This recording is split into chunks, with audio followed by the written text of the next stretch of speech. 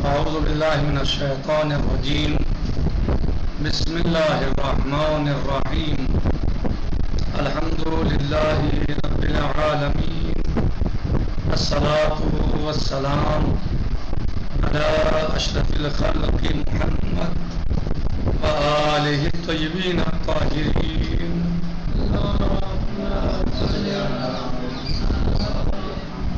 وعجل فرجهم. ہمارا درس سورہ مبارکہ حجرات کی تفسیر میں آیت نمبر 12 کے ذیل میں چل رہا ہے، اور ہم نے اس میں بہت سی باتوں کو گزشتہ دروس میں بیان کیا، اور آج ہم اس نقطے پر یا اس پہلو پر اس آیت کے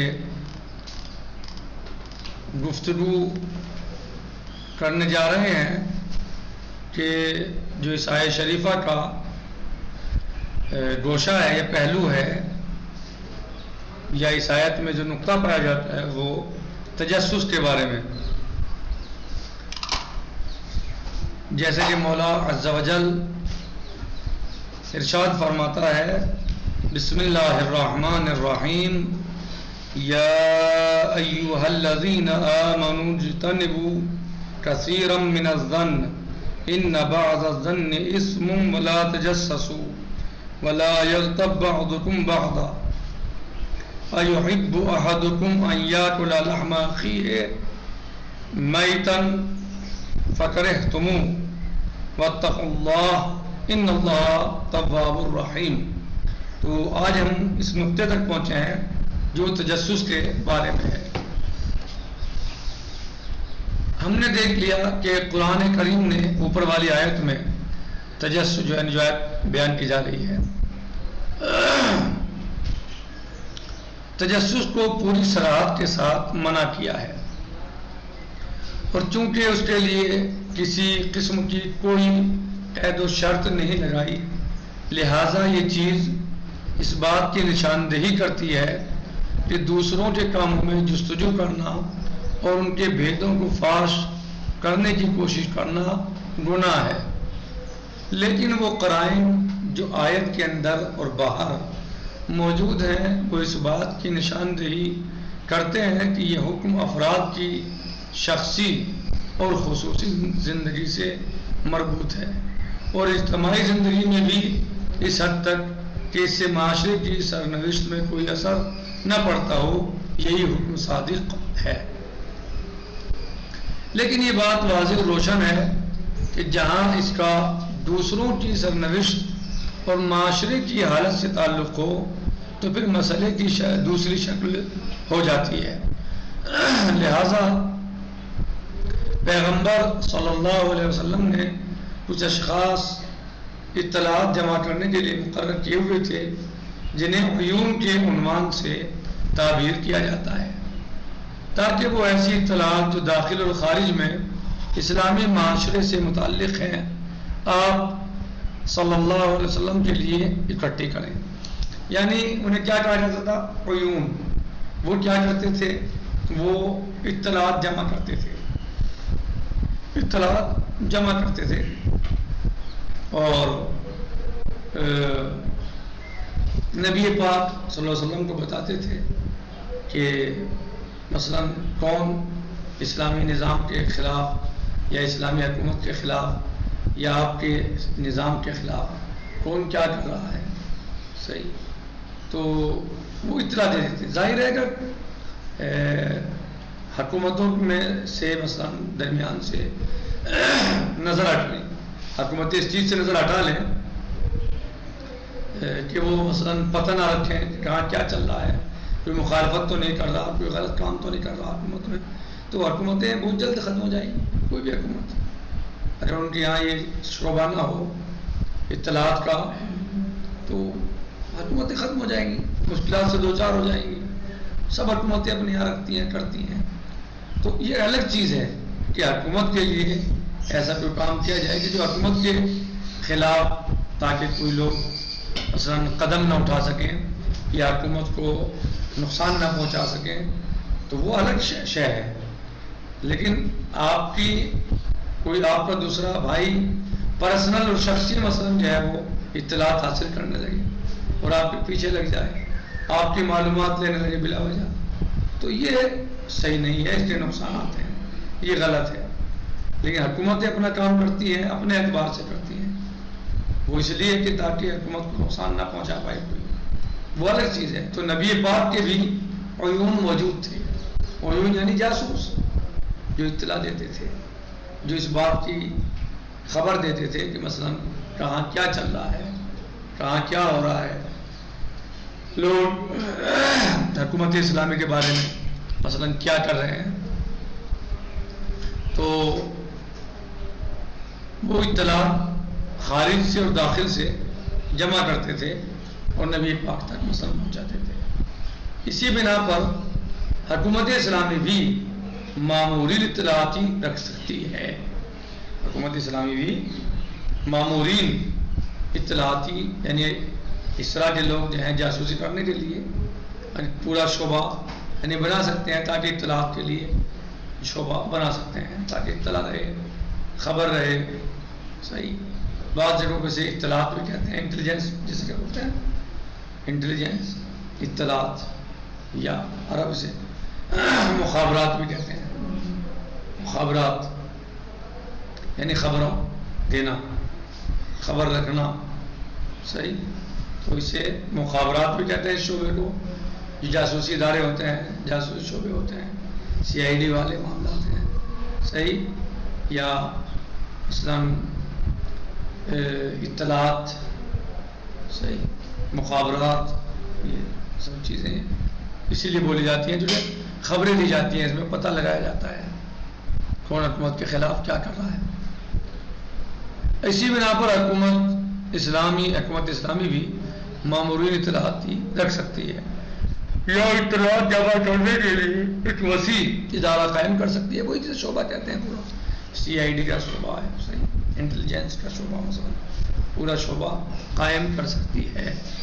اور جہاں کہیں معاشرے کے برخلاف سازش کا خوف ہو یا امن و امان کو خطرے میں ڈالنے یا حکومت اسلامی کو نقصان پہنچانے کا خطرہ ہو، وہاں تاکہ وہ لوگ تجسس کریں، پتہ لگائیں کون کیا کر رہا ہے، پتہ لگائیں کون کیا کر رہا ہے.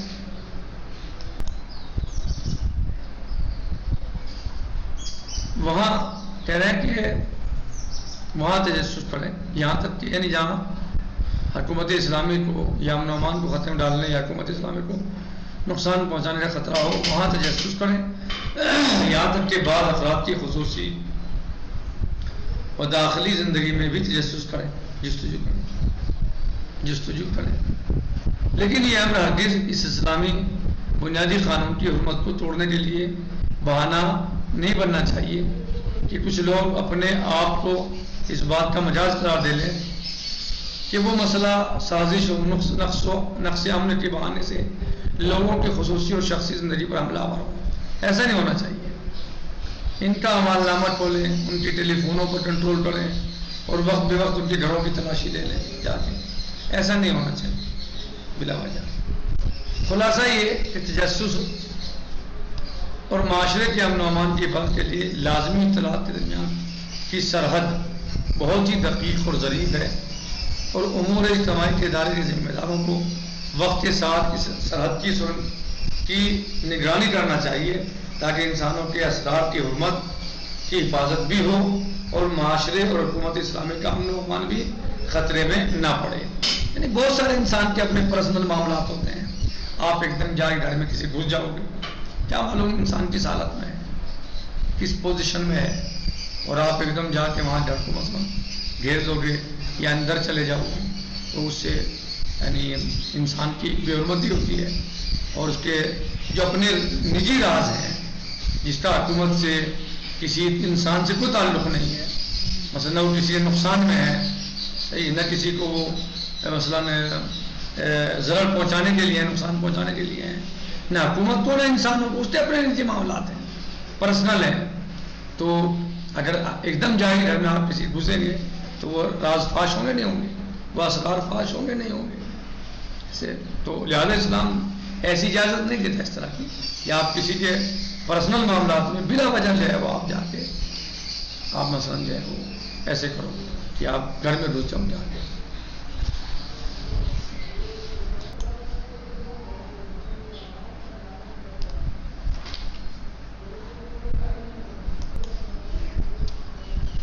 اب آئیے غیبت کے مسئلہ.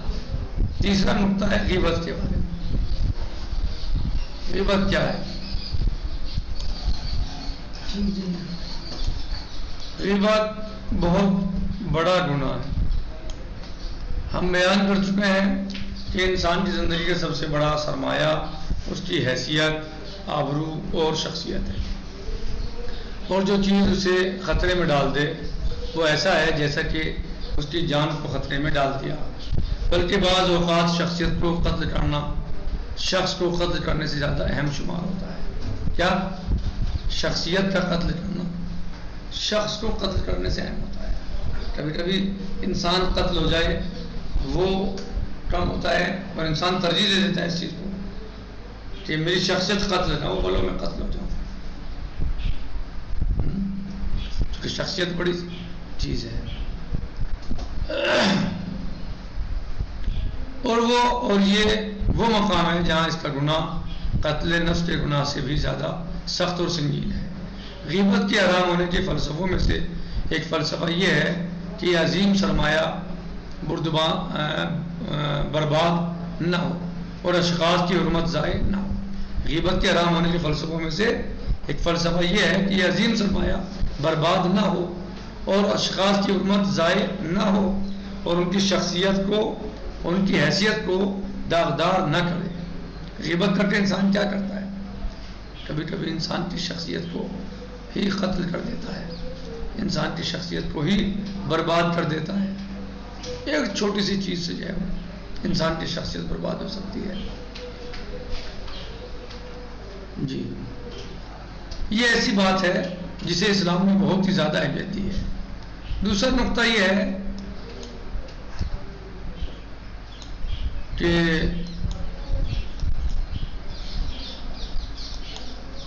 غیبت بدنیتی پیدا کرتی ہے. غیبت بدنیتی پیدا کرتی ہے، اجتماعی رشتوں کو کمزور کر دیتی ہے. صحیح ہے، جب غیبت ہوگی تو اجتماعی رشتے کمزور پڑیں گے. کیوں؟ ہاں، نفرت بڑھے گی ایک دوسرے سے اور پھر ایک دوسرے سے کوئی بات کرتے ہوئے بچے گا.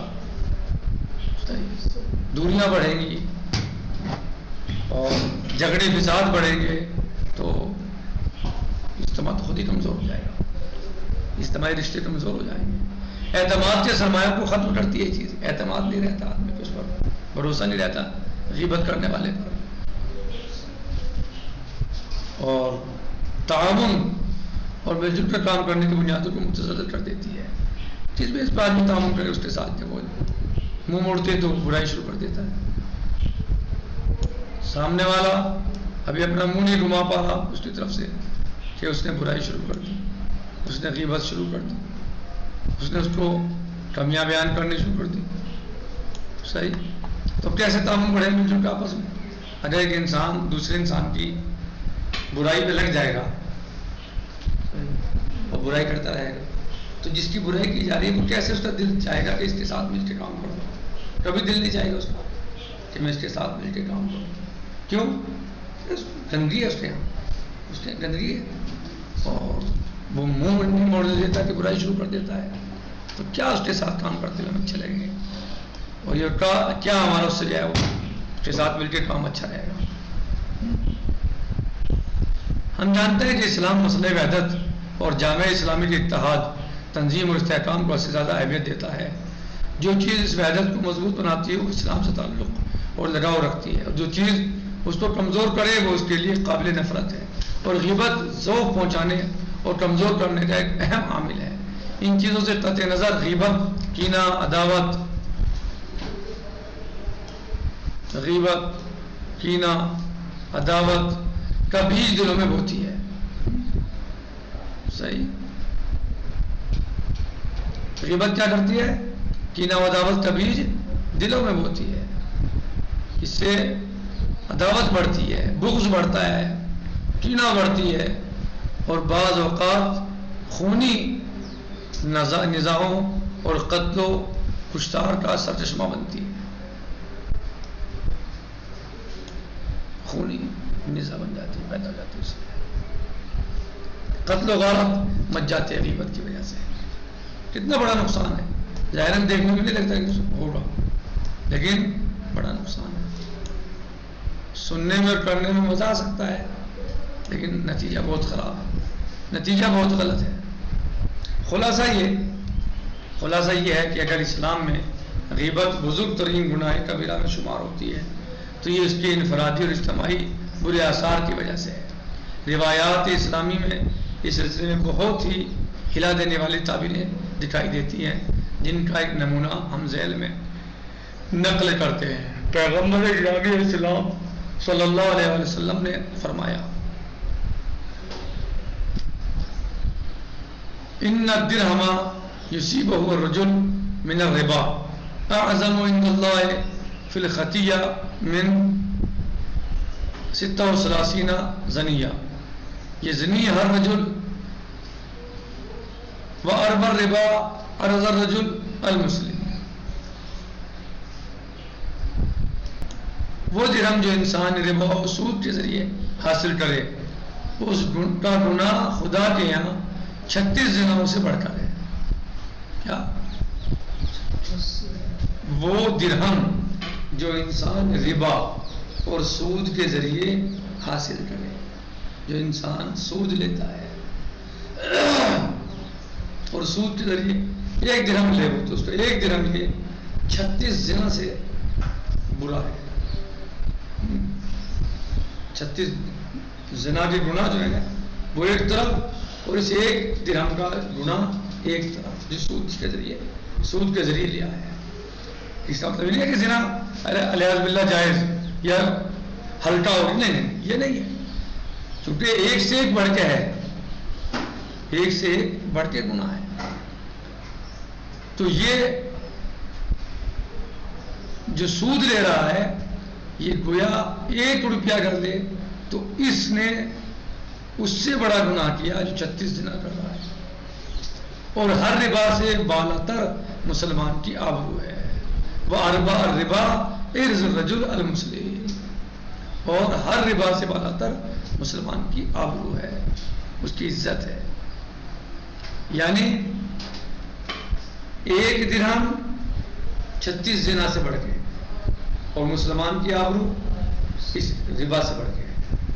اگر کوئی اس کی آبرو کو پامال کرے گا، اس کی عزت کو برباد کرے گا، اس کی عزت کو داؤ میں لگائے گا، تو گویا اس نے اس درہم سے بھی زیادہ بڑا گناہ کیا جو سود کے ذریعے لیا گیا ہے، اور 36 زناؤں کے بدلے، 36 زنا کے بدلے جو اس کو سزا ملنی ہے، گناہ اس کے حصے میں آیا ہے، اس سے بھی بڑھ کے کیا اس نے یہ کام کیا ہے۔ ایک مومن کو کی غیبت کر کے، ایک مومن کو کی بے حرمتی کر کے، ایک مومن کے دل کو توڑ کے، ایک مومن کے عزت کو برباد کر کے اس نے اتنا بڑا گناہ کیا ہے۔ یہ موازنہ اس بنا پر ہے کہ زنا خواہ کتنا ہی برا ہو، زنا چاہے کتنا ہی برا ہو، وہ حق اللہ و حق اللہ کا پہلو رکھتا ہے۔ اللہ نے منع کیا ہے اس کو، صحیح کیا ہے؟ زنا چاہے جتنا برا ہو لیکن وہ حق اللہ ہے، اللہ نے منع کیا ہے۔ لیکن سود خوری اور بدتر غیبت یا کسی اور طریقے سے آبروریزی کرنا حق الناس کا پہلو رکھتا ہے، لہذا اللہ ممکن ہے اپنے حق کو معاف کر دے، اس سے توبہ کرے وہ انسان، معافی مانگے سے دل سے، اور نیت کرے کہ آئندہ ایسا نہیں کرے گا، اور صحیح اور پکا ارادہ کرے اور اس گناہ پہ نادم ہو اپنے، تو اللہ معاف کر سکتا ہے، اللہ غفور رحیم ہے، صحیح وہ معاف کر سکتا ہے۔ لیکن اگر کسی انسان کی دل آزاری کی ہے، کسی انسان کے دل کو توڑا ہے، یا کسی انسان کے دل کو اذیت پہنچائی ہے، قلب مومن کو توڑا ہے، تو جب تک وہ معاف نہ کرے اللہ معاف نہیں کرے گا، اللہ اس کو معاف نہیں کرے گا۔ احادیث کا سلسلہ ابھی اس میں اور باقی ہے، تو انشاءاللہ آج ہم اسی پر رکتے ہیں اور باقی انشاءاللہ کل آئے گا۔ والحمدللہ رب العالمین، والسلام علیکم ورحمۃ اللہ تعالی وبرکاتہ، فی امان اللہ، خدا حافظ۔